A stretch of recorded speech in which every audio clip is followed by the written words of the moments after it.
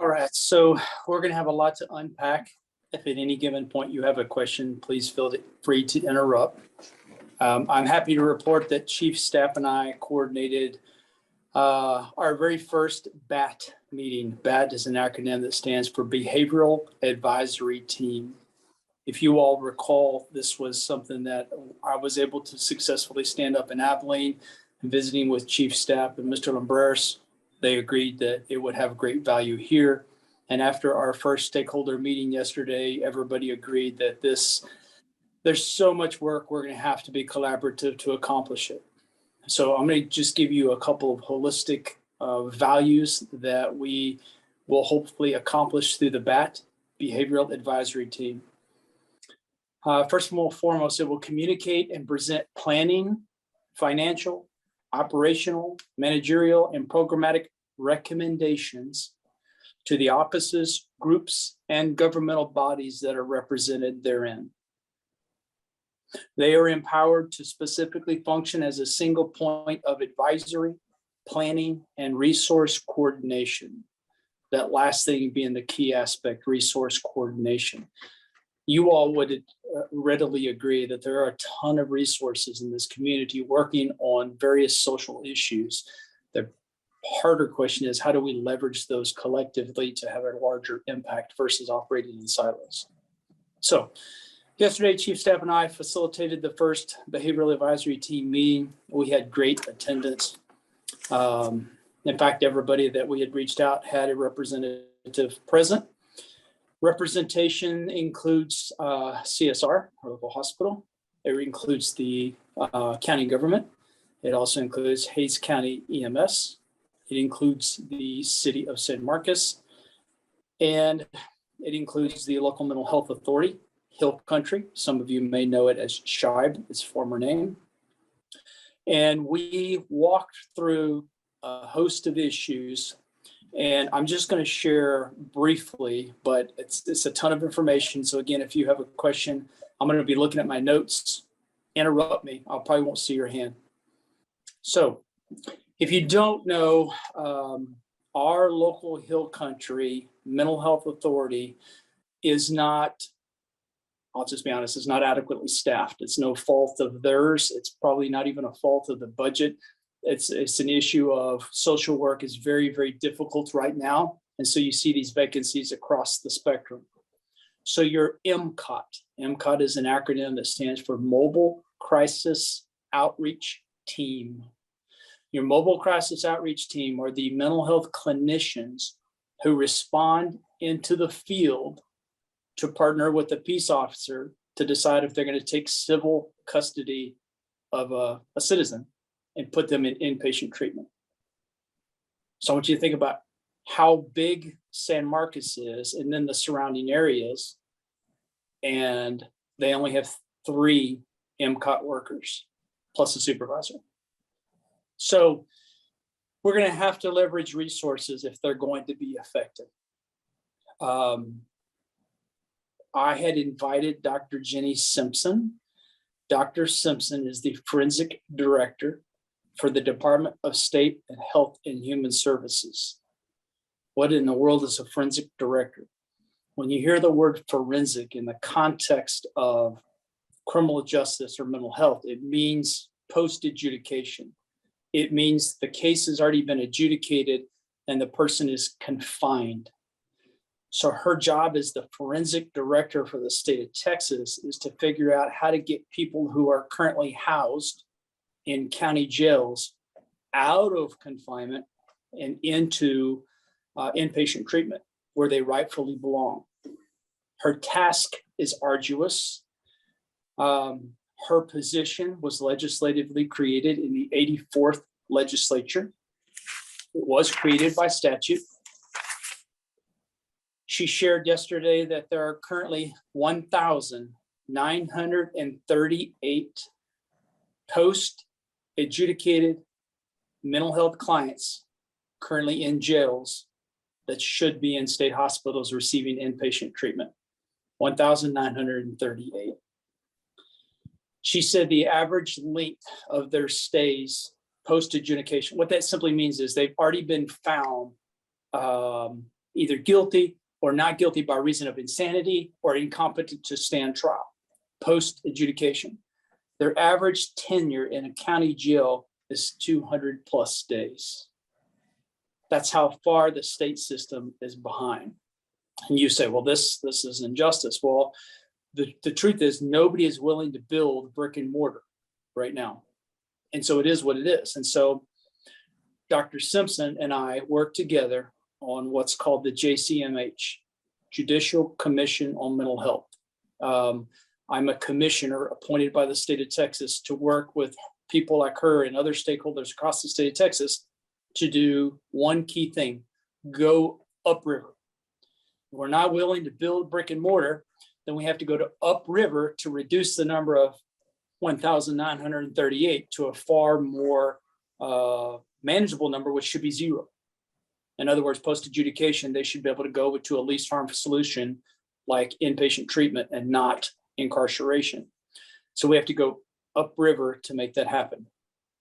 So I'm now going to enumerate several upriver strategies that the behavioral advisory team will be working on in the years to come, assuming you all keep me. So let me begin by giving you some local statistics. In Hays County, I think it's always important to give you the micro. In Hays County, there are currently 17 post-adjudication mental health clients sitting in the jail waiting for a state hospital. They've been there on average almost a year. 17. In addition to those 17, there are 12 awaiting forensic beds for the Vernon State Hospital. And you said, well, wait a minute, why the delineation? The 17 can go into any inpatient state hospital.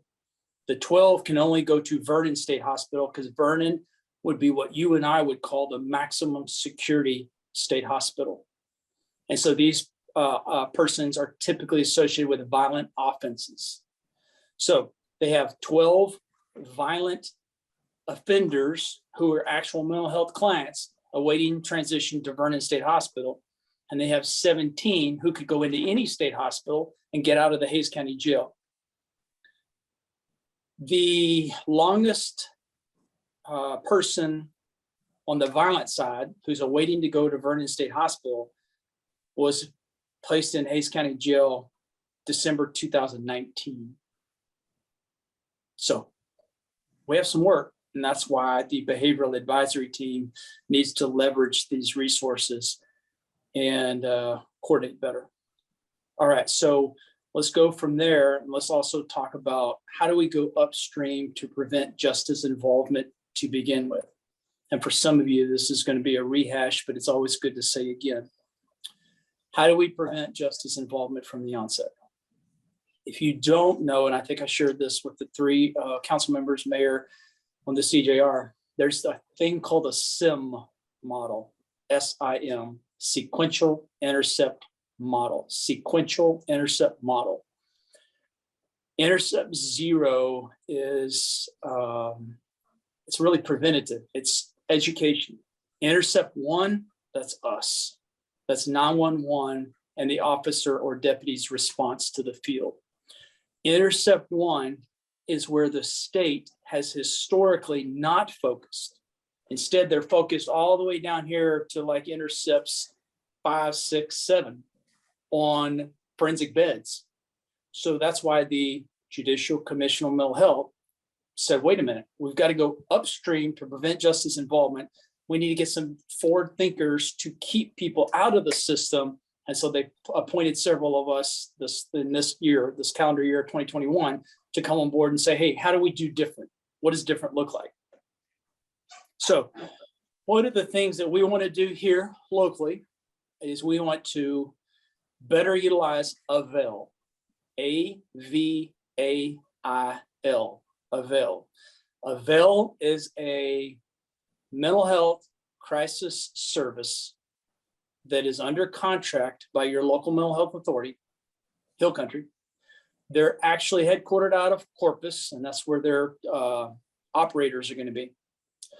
We want to ideally at no cost to the city of San Marcos or to the county, execute an interlocal agreement with Hill Country to ride the coattails of the existing contract with Avail, so that when a 911 call is received in our PSAP, we can triage the calls. And if we believe early in the phone call that this is a mental health crisis and not necessarily a crime, the telecommunicator can then call Avail, have a conversation, then bring in the client or the family member, and then Avail can talk to the client or the family member, and if they agree, allow the dispatcher to disconnect, and you don't send 2 cops to a non-criminal issue. There aren't a lot of people doing that yet in Texas. So we really need to seize this opportunity. And so the clinical director of Hill Country is Amy Lowry. Amy has been fantastic. I can't brag enough about her. She said, our calls post-pandemic have increased by as much as 40 percentile. So she said, I have got to, before we pull the trigger on this, I have got to figure out what kind of staff I'm going to have to add, because at some point, Avail will reconnect with Hill Country to say, hey, this person needs these immediate services. And Amy's not confident she can meet that need. And she's probably not wrong, because again, I told you, she only has 3 MCOT, Mobile Crisis Outreach Team. But Avail, everybody agreed, is something that we want to go after. Again, Mayor, council members, we believe that this will be fiscally neutral, except for Hill Country, obviously. Now, if you don't know, your local mental health authorities are state funded. Most of their operating income comes from the state of Texas, and it's allocated based upon population and client needs. A second thing we want to evaluate, there's a thing called the CCQ, and I've expressed to you 3 previously. It stands for Continuity of Care Query. Continuity of Care Query. The CCQ is done through TLETS. That's the system that law enforcement uses to determine, hey, do you have a warrant, or all those things occur through TLETS. It is administered by the Department of Public Safety. So I'm glad I had Dr. Simpson on yesterday, because she told Chase and I, remember I previously told you the CCQ is not accessible by the cop in the field. So when we're at 2 o'clock in the morning, try to decide, hey, is this person a mental health client? Or should we arrest? Should we consider a least harm solution? The peace officer is not armed with that information until they go to the county jail. And believe it or not, the jailers have access to the CCQ. So I believe that there was a statutory prohibition against us, but Jenny said, no, the actual issue is going to be an administrative issue. So I now kind of have a firm direction where I need to go, and I'm going to work my relationships with the DPS. I know one of their top 7 sworn, and I'm going to see what I can do to facilitate that conversation, bring Chase in so he can leverage his relationships and awesome authority to get this across the goal line. So and here's why this is very important. And if I'm nerding out on you, stop me and say, hey, can you better explain that? At 2 o'clock in the morning, I've got to know if I'm dealing with a mental health client, because they don't, I mean, if they're schizophrenic, they don't always manifest, right? I got to know that in the field so that eventually I can make a decision on arrest or not. If I know from the onset, hey, this person has been provided inpatient treatment for a host of issues, even if I don't know what the issues are, but I know that they've had inpatient, I may be saying, do I really need to make this arrest? Is there a least harm solution? What's the alternative? And I never present another incarcerated person for Hays County to then house. So CCQ, Continuity of Care Query. All right, another goal. We want to embed a mental health. I have a quick question. Where do they get the information from the CCQ? Like how do they get that info? Inpatient hospitals are required by statute to provide the information to DPS because they serve as the clearinghouse. It's Okay. also information that will prohibit a person from being able to legally purchase a firearm, as an example, if you've had inpatient treatment. So all of that has to be entered into the state database, and actually it becomes federally accessible, and that's where you get the NICS background check when you try to buy a firearm. And those like entries are up to date, or is there like a backlog, or is that like live? I know systems well enough to know it's probably never going to be live. It's a great question, but I have no idea how long it takes to turn around to get to DPS. I have no idea. Sorry. Gotcha. Yeah, no problem. I was just wondering because like I imagine if everybody in this field related to mental health is swamped, sometimes data entry is like last on their radar. Thank you. Welcome. Yeah, unless it feeds out of the system that they're already keeping it in. You know, the internal system, if it pulls from there, it should be current. If they have to stop and put it in someplace else, you're absolutely right. That may or may not be timely. And when I leverage those relationships with Chase and DPS, then I can find out that answer. We want to embed a mental health clinician in our mental health unit. Now, you all probably know that the Hays County Sheriff's Department already has an embedded clinician, and they were able to do it through grant writing. We learned yesterday from the county that they seemed pretty, whoever they got the grant from, seemed pretty readily agreeable to funding it. And so we had Sandra Valenzuela. Did I get that right, Chase? Okay.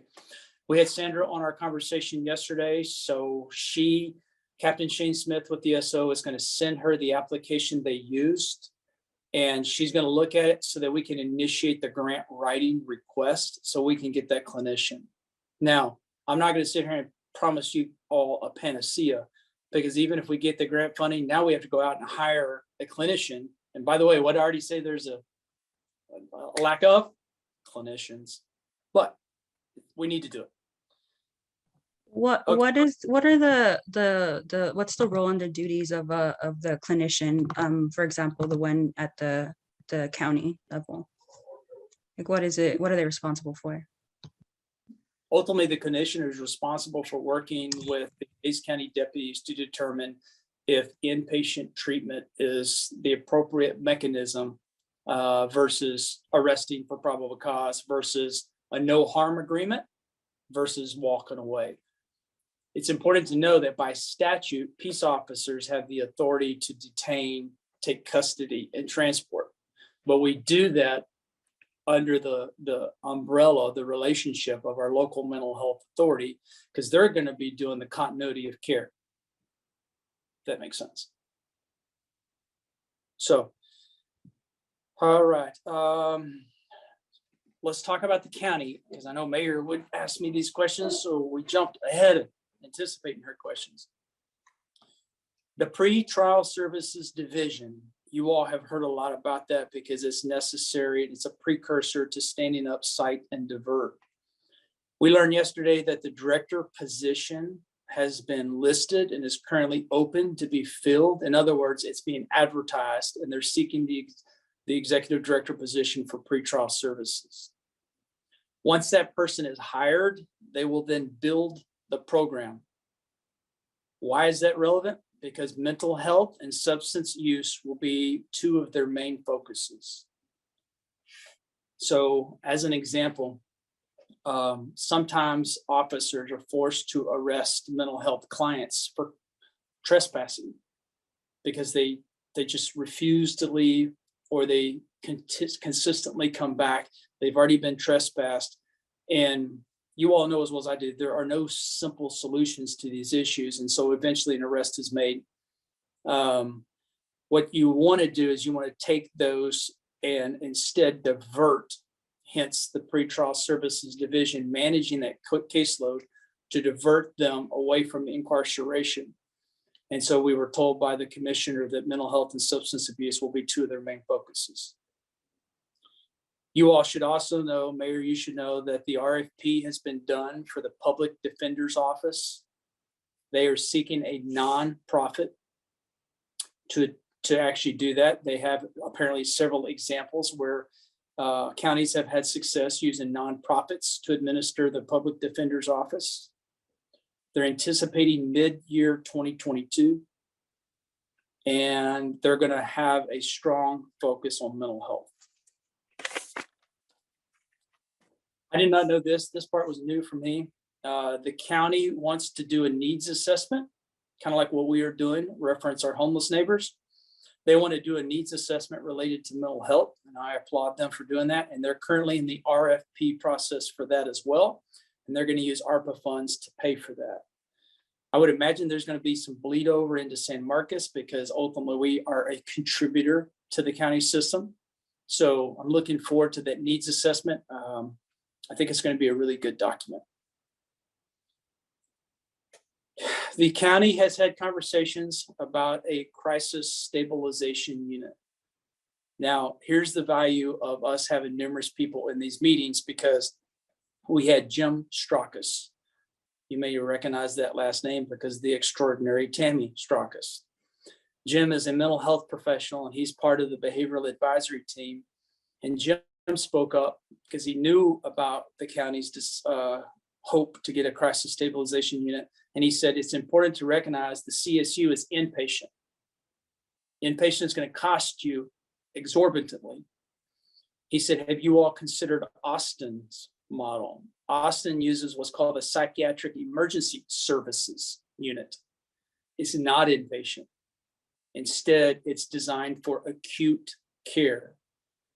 And because it's not inpatient, your costs are significantly lower. So I saw quite a bit of synergy from that comment from Jim, and he's greatly appreciated.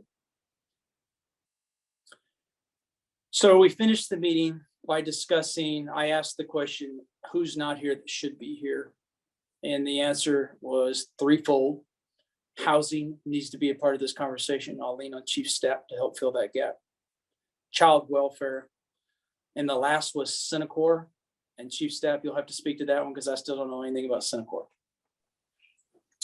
Sure, they're located out on your side of town near the government center, and they Is that the old merged. Escada? Yes, I was about to say they merged several years ago with the Hayes Caldwell Council on Alcohol and Drug Abuse, and they offer substance abuse treatment programs, some court ordered and some not, and they are a local resource for that kind of thing. I have a question. When you asked who is not here that should be here, you said housing, child welfare, and Senecor. Is that what you said? Senecor, CENIKOR. Okay.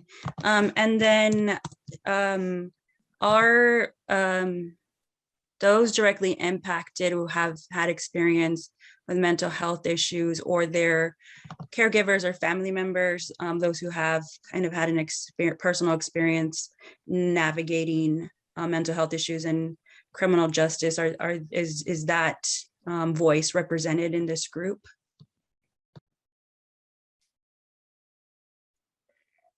It is not, and obviously we can make that ask through Amy Lowry, and of course it's going to be up to that person as to whether or not they participate. So that's a real good point. So I'll write that down. Thank you. Something that we had talked about regarding some of this like more delicate citizen input, where we really need some of these stakeholders, was trying to figure out some way to maybe pay them or reimburse them or something to help get those folks to the table, because oftentimes people in those situations might be having to make an economic sacrifice to be a part of a committee like that. Is there something like that that we could explore for this committee you're talking about here and these stakeholders Ms. Garza referred to?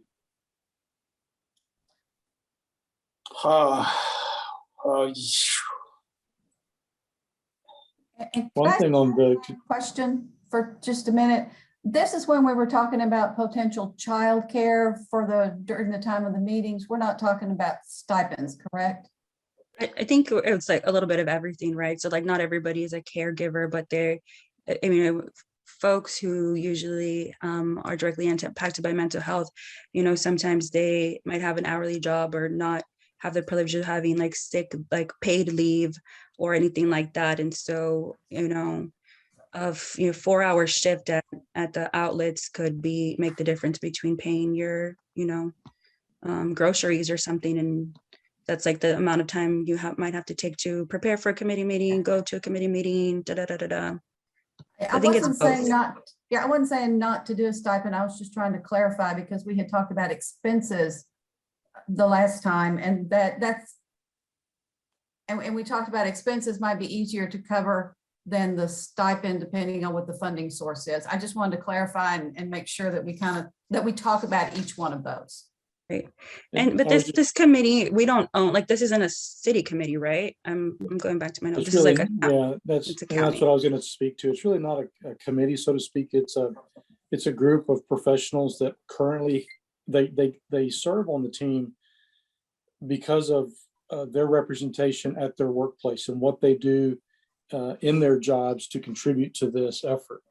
And so they're allowed to attend these meetings essentially on company time.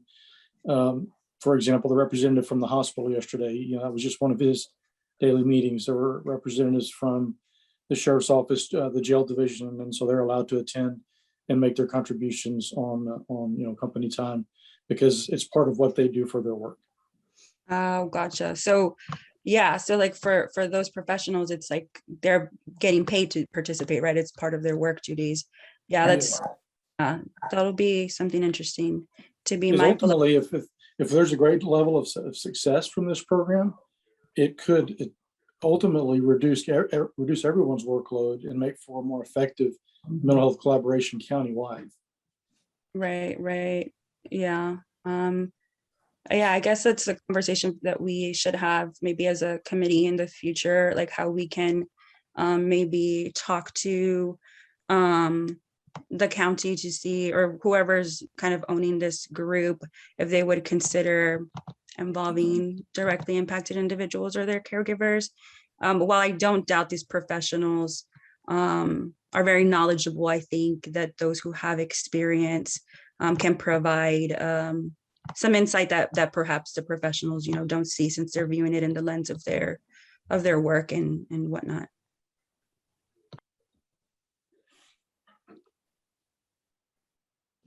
Yeah, Councilmember Garza, I would support adding that to a future agenda item. I think that'd be a good idea.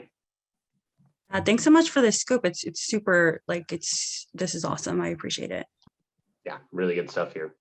Didn't mean to interrupt too much. Go ahead. You can continue on. I was just going through my notes to make sure that I got everything that I wanted to share with you. The last thing I want to talk about is part of my role to serve on this state Judicial Commission task force thing is I've been pushing against this perceived notion that statutorily officers have to take a mental health client to an emergency room for a medical screen before an inpatient hospital will receive them. If you don't know, there is no law that requires. In fact, the Attorney General has issued 2 opinions that say you don't have to do this. But the hospitals have the ultimate trump card because they simply say, then we're not going to receive your client. And so we've been in a circular argument. So one of the things that I posed to the group yesterday was, now this is why we had Chief David Smith, Hays County EMS chief. Why does it have to be an ER referral? Why can't it be a licensed paramedic in the field? And that's what we ultimately did in Abilene. And the largest hospital, in fact, the only hospital now, because they bought the other one in Abilene, is Hendrick Medical Center. And they were part of my behavioral advisory team. And the fire department was doing these medical screens. By the way, mental health, keep being the key word. They were doing these community paramedicine reviews in the field versus us going to the ER. So Hendrick stepped up and said, what equipment do you need? We're buying it. And they give us $50,000 from the Onset to buy the equipment, because the more in-field evaluations you do, the less ER visits, and you're consuming millions at CSR in the course of a couple calendar years. So at that point, Chief Smith said, hey, that's a really good question. I need to bring in my medical director. So I have her name. And so I'm going to loop her into these conversations and see ultimately where that goes. But if we could just do even 10 to 20% in the field versus having to go to the ER, we just saved CSR a ton of money. And I'm not in the business to save CSR money, but I'm in the business of our ER providing emergency services. Novel idea. And I think, Chief Staff, what did I miss? You were present for all of this. What did I miss? I think you covered it all, Chief, regarding the meeting yesterday. Okay. Chief Winkenwerder, you were there. Did I miss anything?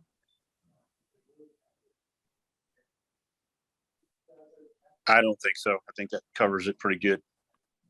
Okay.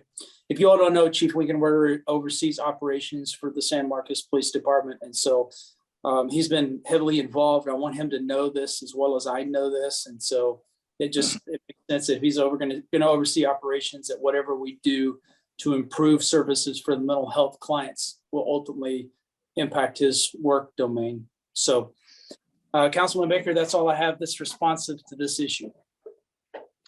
Great. Sorry, I had my head twisted. I'm trying to read the chat on my phone at the same time. So awesome. Were there any questions from my colleagues before we move on to the next presentation? No questions. I'm just thrilled to hear about such wonderful progress and options, and this is great. So thank you. I'm glad that I'm very happy to have heard this today. Right. I do have a question. So at the end, when we were talking about, you said, why does it have to be an ER? Why can't it be like a paramedic referral? And then you mentioned Abilene was doing that on the field. I'm just want some kind of insight as like, are you trying to push that? Like, are you trying to push that forward to be a practice here in San Marcos? Or I kind of didn't capture that. If ultimately it's up to the receiving inpatient hospital as to what they will accept. It's their threshold to decide, even if statute doesn't just cover this. But yes, it would be a best practice that if we have a client who needs inpatient treatment, but they clearly are not under medical duress, there's absolutely no reason a licensed paramedic cannot do a needs assessment in the field, save the ER visit, and then the officer can take directly to the inpatient. The time that you now have spent on that service call went from this to this. That's what I'm after. And so it saves cost for the government. It saves cost for CSR. It's a better model. It's a better cost model, but it's also a better service model because the client, they're going to literally be put in the backseat of a police car and taken all these different places. They haven't committed a crime. Right, right. And you said CSR, that's the hospital, Christus Santa Rosa? Christus Santa Rosa. Okay, perfect. So I'm thinking customer service rep, but I knew that was yeah, I figured. I just wanted to double check. And so where are you in those communications? Like, this is just something that's like on your radar, or have you already began that? Like, are you seeking trying to build a relationship with CSR to kind of unpack that, since they are the ones that make the decision, right? That's what you're saying? No, CSR is already part of the behavioral advisory team. They were present in the meeting. Okay. Yesterday. And Okay. not their decision. The inpatient hospitals, Oh, so in this gotcha. case, Kerrville, they're the ones that are going to be making the decision. But I had both the Chief Executive Officer and the Deputy Chief Executive Officer from Kerrville come to San Marcos to visit with me and say, we're on board. What does it look like? Amy Lowry, the clinical director I told you about earlier, she'll be our point of contact. And so they're looking to do business differently as well. Oh, gotcha. Okay, cool. Sorry, I was trying to read the chat and then trying to take the notes. Thank you for the clarification, because that seems like something that would be beneficial for all parties involved in our community. Thank you. Well, I just want to Councilman Baker, before we move on to the next bullet, I just want to praise the county. County has shown some remarkable vision and momentum, and I can't say enough about Commissioner Shell. I really liked him and look forward to, just stealing every good idea they have to implement it here as well. All right, yeah, that's not lost on any of us how much work the county's been putting in there. So on to the next presentation, realizing we have about 20 minutes left. So this is again Chief Standridge, active bystandership for law enforcement, something that we've heard a little bit about, but I'm excited for the presentation. So when I was going through the selection process to be considered as your next police chief, I brought up that I really wanted to bring Abel to San Marcos. I had heard about it because of my role within the Texas Police Chiefs Association. And here's the example I'm going to give you.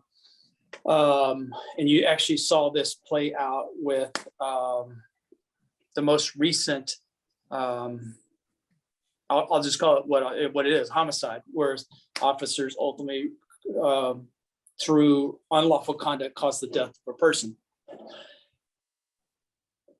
You have young trainees assigned to veteran officers in what's called an FTO, Field Training Officer Program.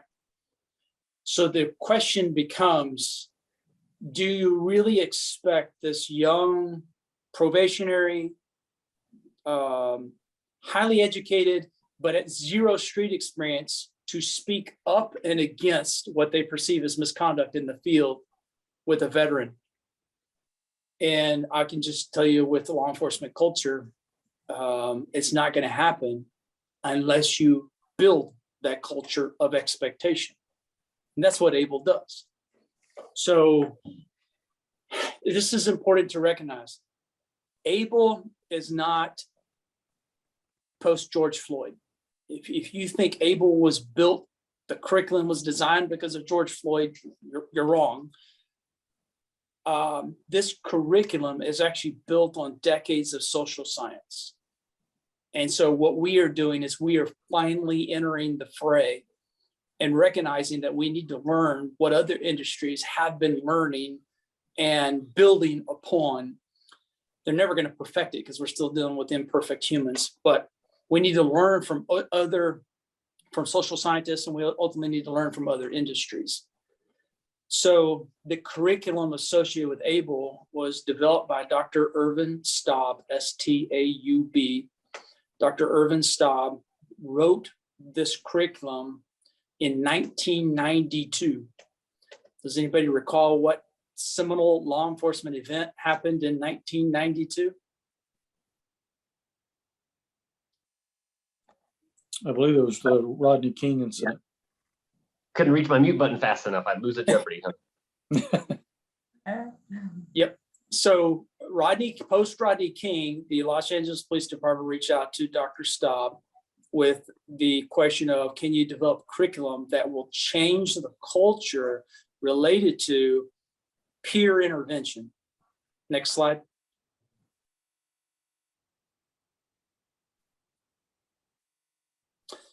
So he developed this curriculum for the Los Angeles Police Department, and presumably it was taught. And I have no idea if it ultimately became cultural or not. But what didn't happen is this didn't sweep the nation and change law enforcement. It didn't change culture, didn't change the topography, the terrain.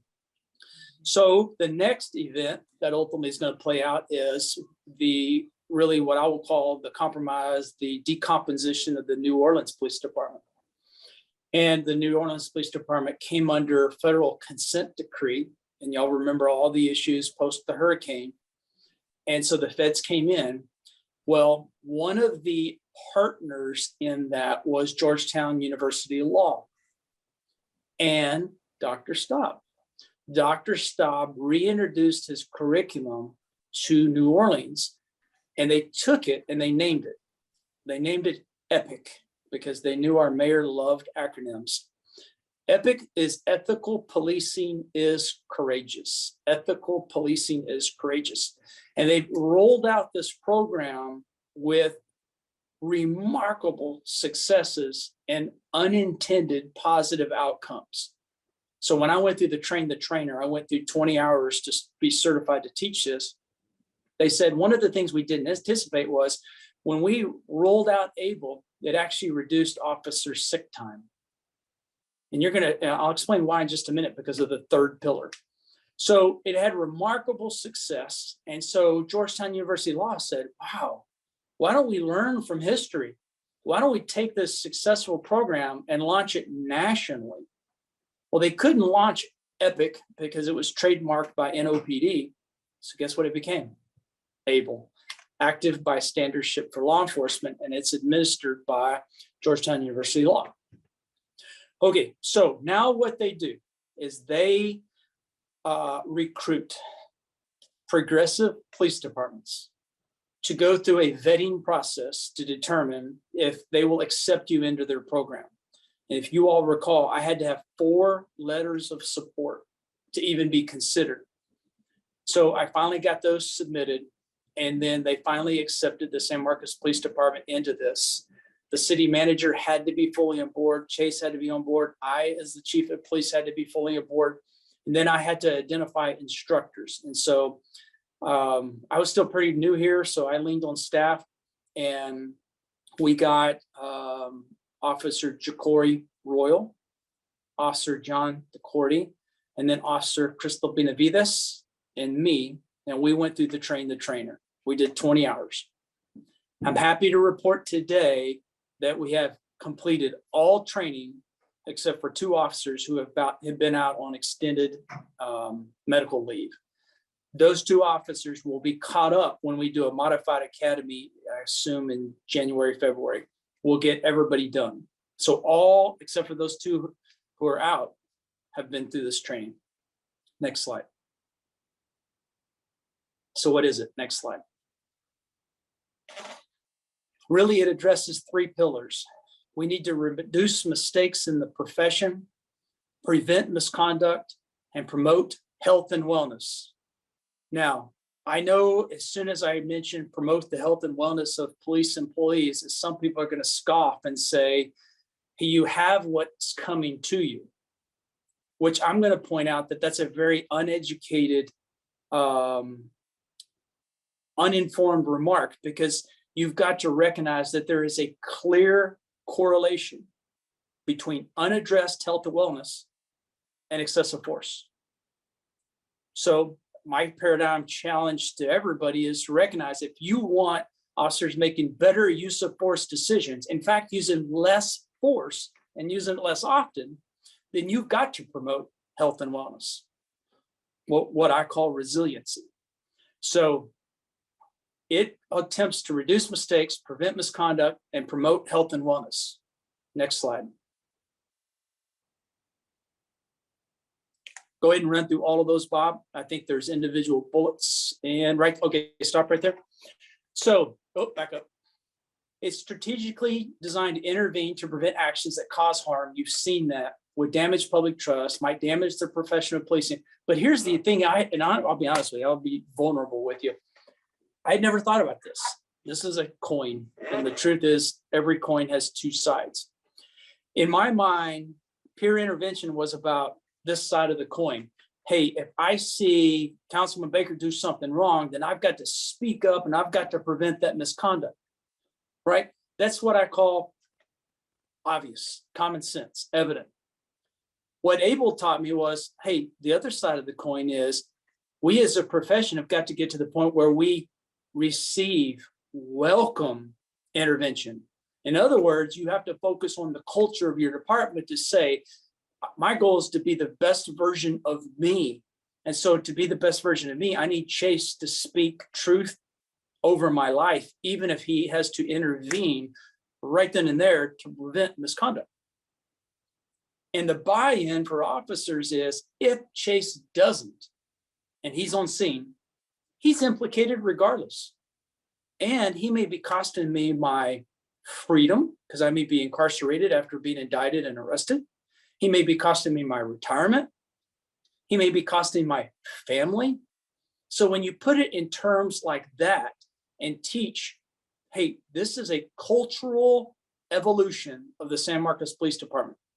We have absolute policy expectations that you will intervene if you perceive misconduct. And if you're wrong, so what? We're still going to recommend and shout out from the rooftop, hey, good job. You thought you perceived wrong and you did something about it. We're gonna commend you.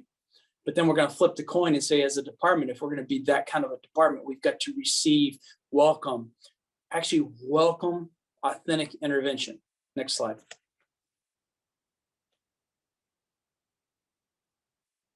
So, next question. Sorry, I love teaching. You can probably tell me. What was one of the country's first successful peer intervention programs? Go. Oh, Bob, you gave them the answer. How's what? Wait, it's too late, Bob. Go ahead. So I want you to think about that. So this was a paradigm shift.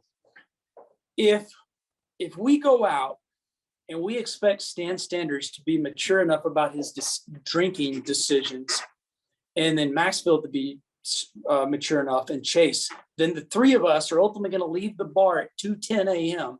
We're going to walk out to our car, and the litmus test for who drives home literally becomes what? Who's the least drunk? Yeah.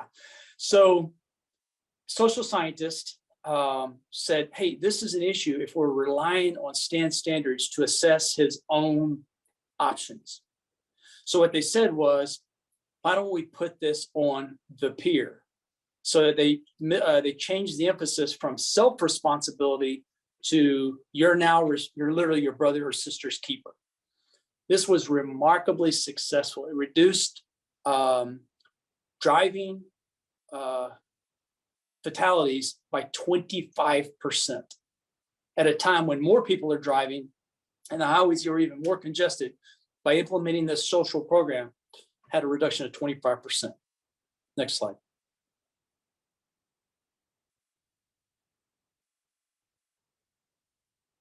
Go ahead, Bob. There you go.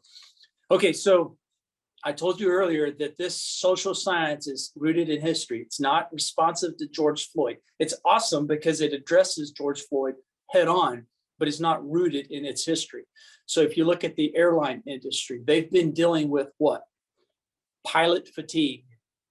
Look at the hierarchy. You typically have a pilot with a lot of seniority and a co-pilot with zero seniority, a junior ranking officer. Sometimes in a cockpit, you'll have male, female. So you have gender roles. You also have alcohol issues, let's be honest, in the airline industry. So the airline industry said, whoa, what does peer intervention look like for us? So they've been working on these protocols for years that we're now learning from through Dr. Irvin Staub as part of this curriculum. The next one is an operating room. And we ask officers in the class, what are the corresponding characteristics of an operating room with a police culture? Well, if you get it wrong, just like in the airline industry, people can die.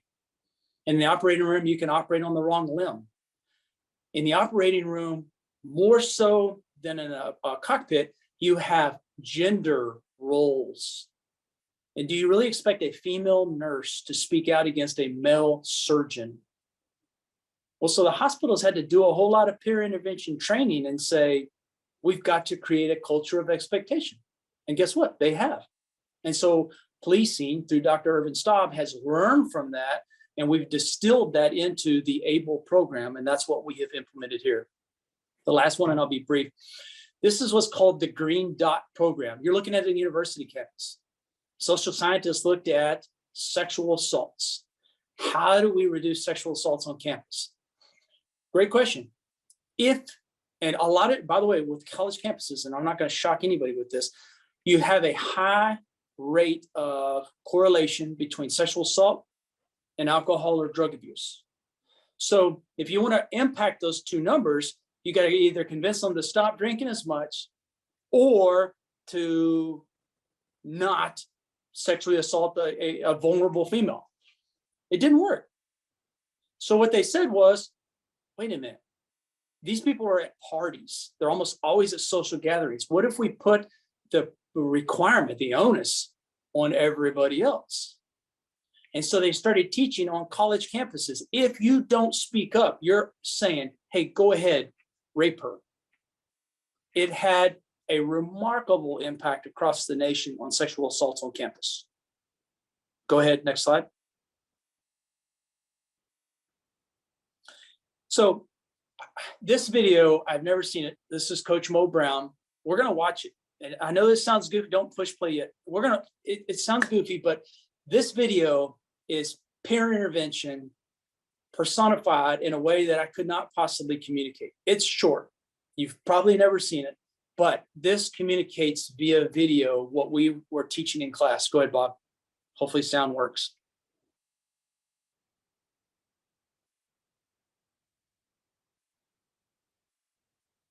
I can't hear it, Bob.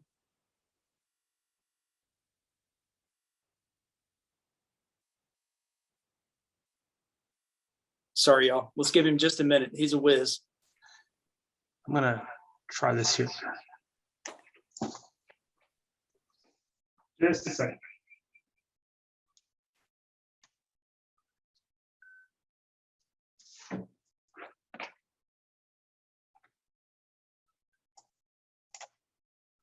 Women serving our country with our national anthem.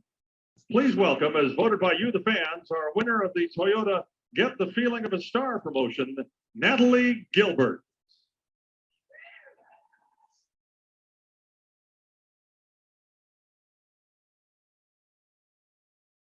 Oh, say, can you see by the dawn's early light what so proudly we hailed at the stars like stars?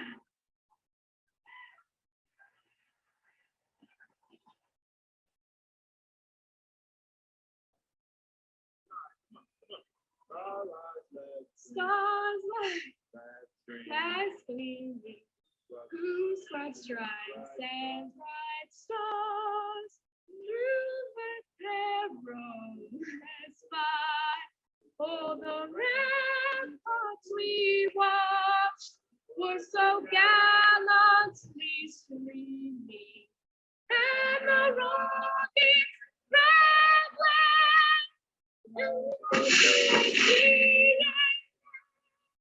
gave proof to the night that our flag was still there.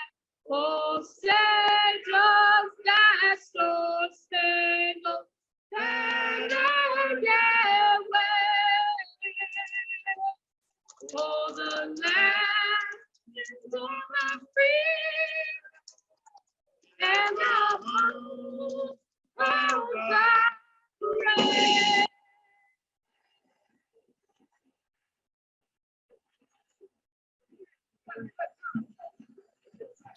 Okay, Bob, you can go ahead and stop it. So you may think, well, why is that video significant? Because this video allows you to encapsulate everything you've been teaching about cultural expectation. If you don't know, Mo was in the stadium. He's the head basketball coach for one team. And she goes out there. She literally, I think, is either 14 or 15 years of age. And you saw her mess up and you saw her laugh. Nobody thought this was funny, especially her. She was horrified. But he is one of 20,000 people in attendance who steps up. And then we teach the officers, notice how he intervened. He touched her. He lifted the mic. And remember, she started to sing, but then dropped the mic again. He lifted the mic again. And then we asked the question, do you think he was good? And everybody was like, no, he's a terrible singer. He absolutely was a terrible singer, but he cared enough about her that he intervened. So this encapsulates what we've been teaching and we've taught literally everybody. And it's an embodiment of what active bystandership for law enforcement is. And obviously I've just given you a highlight because this takes 8 hours to unpack. So with that, do you have any questions? I have a question. So you kept emphasizing the importance of the culture shift, right? That's what's necessary to make accountability and all that stuff happen. How do you perceive the culture to be currently with our San Marcos PD? Like, how do you perceive this program thus far to have, changed that, if it has any? I think we are getting healthier. I don't have to convince any of you that the department has suffered remarkable trauma, and to some extent it was unaddressed. And so we have memorialized and even buried Officer Putnam. We have, by the way, today certified and trained the peer support team. To my knowledge, the first in the history of the San Marcos Police Department. We now have a peer support team. Shout out to Tammy Strakas, who now serves as a peer. But they spent the last 2.5 days being certified as peer interventionists. We have brought on a chaplain. So we are getting healthier. We've also implemented a culture of accountability. I've told y'all before that I'm a pretty strict disciplinarian. And so I work closely with Chief Staff and Linda Spacek and my 2 assistant chiefs, Bob Clinton and Brandon Winkenwerder, to create a culture of accountability. So we implemented the event review board. The event review board now reviews every pursuit, every crash, every use of force, and every significant event or injury. And they're looking for any commendable behavior, any training deficiencies, or any misconduct. And it's not just a single set of eyes looking at that and reviewing the videos. There's now an entire board, and it's comprised of 6 people where the chairman is not a voting member. We also have risk management as part of that event review board. We have also gone out certified internal affairs instructors, and I just told Commander Lee Leonard to identify 2 more. I want to certify 2 more internal affairs investigators. So Councilwoman Garza, we're getting healthier. We're becoming more accountable. But hear this, all of you. You don't change culture in a year. You change culture in 2 to 5 years. We all have work cut out. Chief Staff, Berlin Breres, and honestly, Stephanie Reyes now has been very, very supportive of these changes, as have the assistant chiefs. And so we're going to continue to push. My expectation is excellence. Awesome. Yeah. I just want to acknowledge Isabella Crosby has been super engaged in the conversation, and thank you, Isabella. She says she has high hopes for the SMPD. Thank you for sharing that. I hope that, Mayor Houston likes her acronyms and I like my metrics. I hope that y'all are somehow measuring or keeping notes on your culture change and on the efficacy of this program. You said it's a program that's not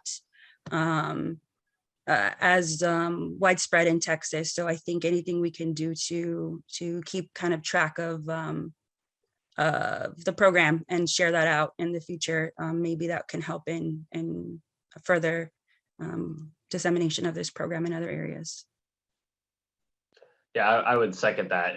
Having some style of like SMART level goals where things are measurable and timetabled that you can communicate to the community about our progress with ABLE, I think would be really fantastic in terms of building that community trust and giving y'all something to celebrate, as you make these different wins on this front. I was kind of curious with ABLE. I really appreciate that you talked about the event review board and that is going to have kind of, I guess, more teeth to it, or more eyes, like you said, kind of on each one of those events. Do we anticipate any changes in policy or the disciplinary procedure that might lend itself to more transparency or more accountability to the community, wherein we hear about officers that are continually being called out under this new program or caught in these manners. And I know that there's a lot of like G file, A file stuff. And so I'm kind of wondering if ABLE changes any of that. ABLE does not change or trump state law. And so Stan, and admittedly, everybody in SMPD is still governed by state law, specifically Chapter 143 of the Texas Local Government Code. There's not going to be any greater transparency when it comes to G file 143.089G. By law, I can't release it, and I'm not going to. I don't look good in orange. If it's an investigation that results in suspension or indefinite suspension, a simple way of saying termination, then that is ultimately a discoverable document, and if it's requested, then we release those. But as it relates to transparency, I know there's a lot of people that are frustrated but Stan's obeying the law, and you hired me to obey the law. So Right. Right. And to that point, Mr. Jordan Buckley asked a question specifically about Sergeant Hartman and the second situation that made the news regarding to tasing a young man who was complying with orders. What I'm hearing and what you have reiterated to us is that, state law, and that dictates how you can discipline and kind of like the process. Are we going to have efforts to like express that to the community so that they understand, right? I mean, we sometimes have folks emailing city council, and it's like we have to explain to our neighbors that city council, we don't hire and fire. We have like a city manager form of government, and kind of explaining all of that. And even that is kind of complex for our neighbors sometimes to understand. It's a lot. So I'm wondering what efforts have you been playing around with or thinking of, if any, to communicate to the community? Like y'all might be demanding I do X, Y, and Z, but like I can't do X, Y, and Z because of state law. Does that make sense? It makes sense, but it's ripe with problems, and here's the reason why. It's rooted in law, and you all know as well as I do, when you read law, it's never simple. And so you almost have to have analysis or interpretation, and that's why we have a city attorney's office, and that's why you rely on city attorney, as do I. So to simply say that I go out and I try to educate the community on chapter 143 says this related to civil service law, and you have 180 days to administer. I can say that, but unless you constantly bathe in this stuff, it's perishable. A week later, you're not going to remember the specificity of law. And so to be responsive to your question, I have it's not on my agenda until I'm told otherwise. I'm not going to go out into the community and try to explain the nuances of chapter 143, because it's just should be a remarkable uphill battle. And I am so busy doing other things like these mental health initiatives. I don't have time, Councilman Garza. I just don't have time. Gotcha. Well, thank you. I think that would be something that would help with community trust. So hopefully, if time permits, you can reconsider, or we can hear from our community members to see kind of if that might be helpful. Because I mean, it's one thing for me to say like, there's state law, like, right? And I am part of, a city council, and that adds a layer of distrust sometimes, because they perceive me as, you might just be pushing forth the agenda of the city, trying to protect bad cops. And I'm just like trying to explain the facts. So I just wanted to communicate that, put that on your radar straight from the community. So thank you for your feedback. Why don't y'all put that on your list, and let's do a CJR. They're now provided to the community, and let's do it via this Zoom, and then you all disseminate it. I'd be glad. Chase and I, we have remarkable experience working through civil service law. We gladly explain the process, the investigative process. There's nothing to hide there. It's codified in statute. So we could gladly explain that, and then you all can disseminate accordingly. That's probably a better workaround. Yeah, I think that's something we can consider for the future. Great. Well, I know we're pushing up against our deadline here. So our next meeting is scheduled for the 5th of